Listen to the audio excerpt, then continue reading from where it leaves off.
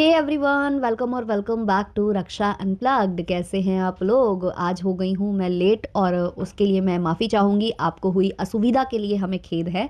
बहुत सारी बातें आज मैं करने वाली हूँ, स्पेशली महल साहब की बातें तो बहुत ज़्यादा मुझे करनी है, क्योंकि कल मैंने जो उनका बड़ा वाला वीडियो देखा है, एक और उन्होंने लॉन्ग वीडियो डाला है जिसमें बहुत सारी कॉल रिकॉर्डिंग्स, बहुत सारे चैट्स के स्क्रीनशॉट और वो कम्युनिटी पर भी स्क्रीनशॉट्स वगैरह डाल रहे हैं।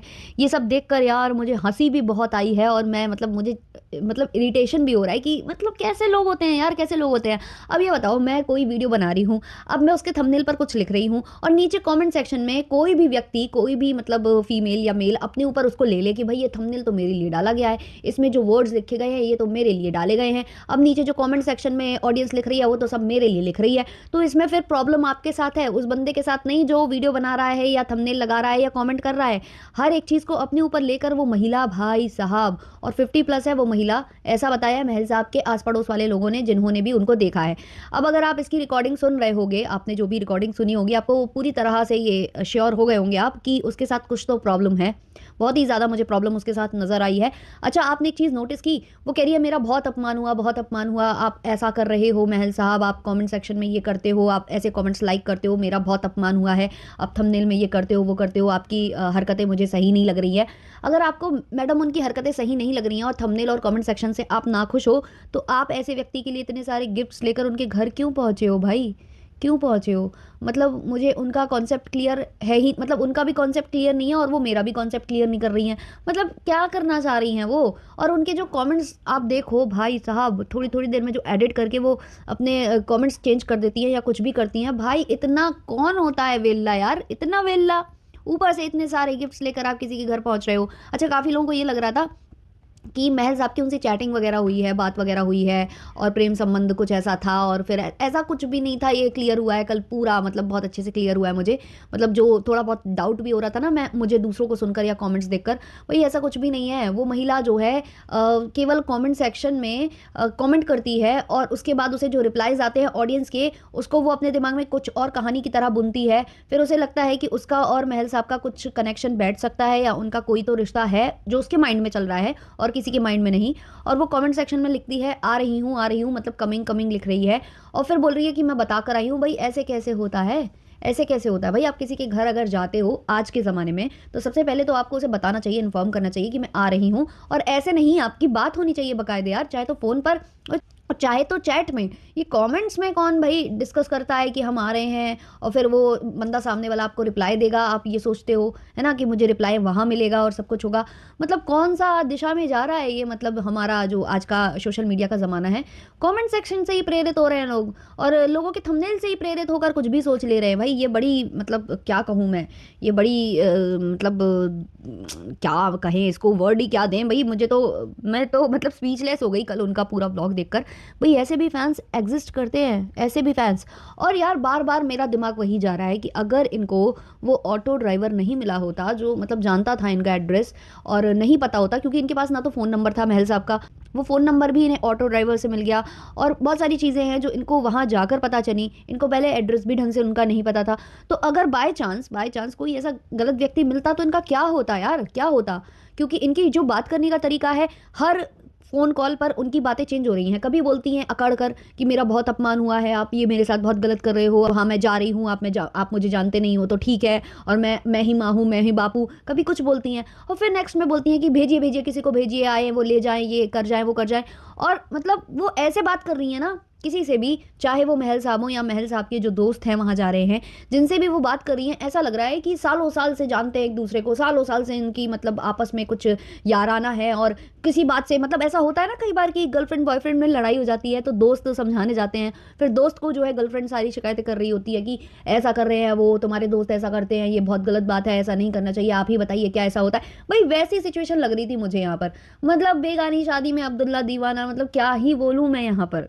मुझे समझ ही में नहीं आ रहा था कि भाई अपने ऊपर सब कुछ लेकर कोई बैठ कैसे सकता है कि सब मेरे लिए ही हो रहा है, यूनिवर्स में जो कुछ भी हो रहा है वो सब मेरे लिए हो रहा है। ये कैसे कोई डिसाइड कर सकता है यार। और फिर इसमें ब्लेम रख दिया जाता है बड़े व्लॉगर्स को। भाई ऐसा बहुत लोगों के साथ हो रहा है। अभी अभी जो है दृष्टि मायूस के साथ भी हुआ था। उसके घर में भी कोई ऐसी ही महिला पहुंच गई थी जो पैसे मांग रही थी, 5,000 दे दो, मुझे ज़रूरत है, मैं आपको बाद में दे दूंगी, आप तो बड़े यूट्यूबर हो, आपके लिए 5,000 कोई बड़ी बात नहीं होती। एक महिला जो है पूरा बोरिया बिस्तर लेकर पहुंच गई थी कि मैं यहीं रहूंगी, कहीं और नहीं जाऊंगी, क्योंकि मेरे पति से मेरा झगड़ा हो गया है। तो भाई ये क्या है भाई, व्लॉगर्स हैं वो व्लॉगर्स। अब भाई ये थोड़ी ना है कि व्लॉगर्स की लाइफ पब्लिक है तो उनका घर भी पब्लिक है, आप कभी भी आओ, मतलब इस्तेमाल करो पब्लिक टॉयलेट की तरह और चले जाओ।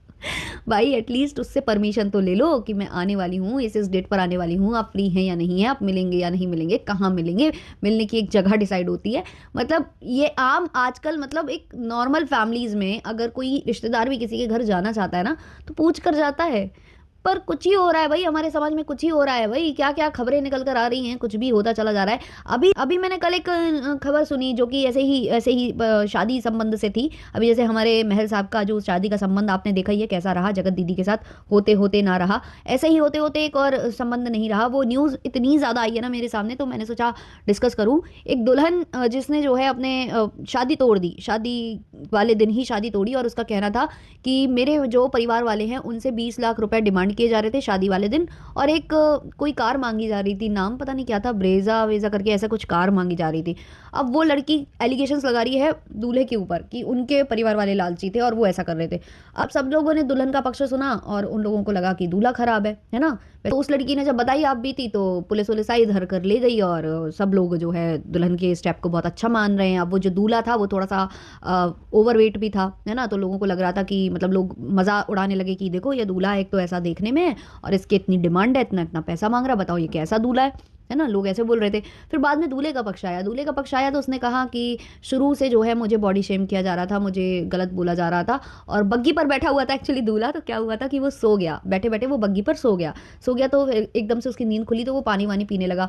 तो वो कह रहा है कि इसका मुद्दा बना दिया गया, इसका रिकॉर्ड कर लिया गया और बोला गया कि ये तो दारूबाज है, ये तो मतलब कुछ तो इसने जो है टिका विका लिया था और ये नशेड़ी वशेड़ी है, मुझे इसके साथ शादी नहीं करनी। बॉडी शेम भी किया, और लड़की वाली फैमिली जो है वो दबाव बना रहे थे इस फैमिली पर, लड़के वाले की फैमिली पर, कि जो फ्लैट है वो मेरे नाम पर करो और हम फैमिली के साथ नहीं रहेंगे, अलग रहेंगे। अब दोनों के अलग अलग स्टेटमेंट्स आ रहे हैं, कोई भी अभी आगे बढ़ नहीं रहा है, मतलब केस वगैरह जो है ज़्यादा आगे बढ़ा नहीं है अभी, वो सब दोनों अपने अपने घर में हैं, लेकिन दोनों एक दूसरे पर एलिगेशंस लगा रहे हैं। अब दूल्हे ने तो ये तक कह दिया है कि भाई मेरे पास तो प्रूफ्स हैं, मेरे पास प्रूफ्स हैं कि कैसे इसने जो है मेकअप कराया, अच्छे खासे से फोटोशूट कराया, मेरा कैमरामैन गया इनके पर्सनल फोटोज़ लेने, मतलब जो दुल्हन वाली जो सेपरेट फ़ोटोज़ होती हैं सिंगल वाली वो लेने गया था, वहाँ वो अच्छी खासी थी। और जैसे ही ये पहुँचे हैं बारात लेकर, उसके बाद उसने अपने बाल वाल बिगाड़े, कपड़े वपड़े उसने ख़राब करे अपने, और बाल बिगाड़ बिगाड़ कर, और फिर उसने जो है ड्रामा करना स्टार्ट कर दिया। ऐसे एलिगेशंस लगा रहा है दूल्हा। तो अब भाई ये तो चलो कहानी है शादी की, शादी के मंडप पर ये कुछ हुआ, काफ़ी लोग उसके चश्मदीद गवाह होंगे, है ना, लोगों ने देखा होगा, सब जानते भी होंगे, दो फैमिलीज इन्वॉल्व होंगी। अब यही अगर आप महल साहब के यहाँ देखो तो फैमिली किसकी इन्वॉल्व हो रही है, केवल महल साहब की। वो मोहतरमा जो आई हैं वो कह रही है मैं ही माँ हूँ, मैं ही बाप हूँ, है, मुझसे बात करो और आप जिससे शादी करना चाहते हो करो। भाई तुम्हें क्या करना है, तुम अगर एज आ मतलब सब्सक्राइबर उनसे मिलने गए हो तो ये शादी वादी और ये अंजलि और ये जगत दीदी, इनसे क्या लेना देना तुमको। तुम उनको पसंद करती हो, उनकी फैमिली को पसंद करती हो, उनकी मॉम से मिलने गई हो, उनसे मिलने गई हो, तो फ़ोन पर अच्छे से बात करके, इंस्टाग्राम पर भाई कांटेक्ट करके, या एफबी पर कहीं ना कहीं तो कांटेक्ट करके जाती हैं। और अगर कांटेक्ट नहीं हो रहा था तो एवं ही किसी के घर नहीं धमका जाता है मोहतरमा। आप 50+ हो और आपको इतनी नॉलेज नहीं है, इसीलिए फिर सब वहाँ मोहल्ले की महिलाएं हैं जो बोल रही हैं इनको कि भाई इनका कुछ केमिकल लोचा, इनका दिमाग, इनकी स्थिति थोड़ी सही नहीं है। तो वही सब मुझे भी समझ में आ रहा है। बाकी आप लोगों को क्या लग रहा है, और आप लोगों में से कितने लोगों ने वो रिकॉर्डिंग सुनकर मतलब आप लोगों को हंसी आई है, मतलब आप लोग लोटपोट हुए हो, कमेंट सेक्शन में ज़रूर बताना। चलिए इस वाले पॉडकास्ट को इतना ही रखते हैं, मिलते हैं जल्द ही नेक्स्ट पॉडकास्ट के संग, तब तक के लिए बाय बाय।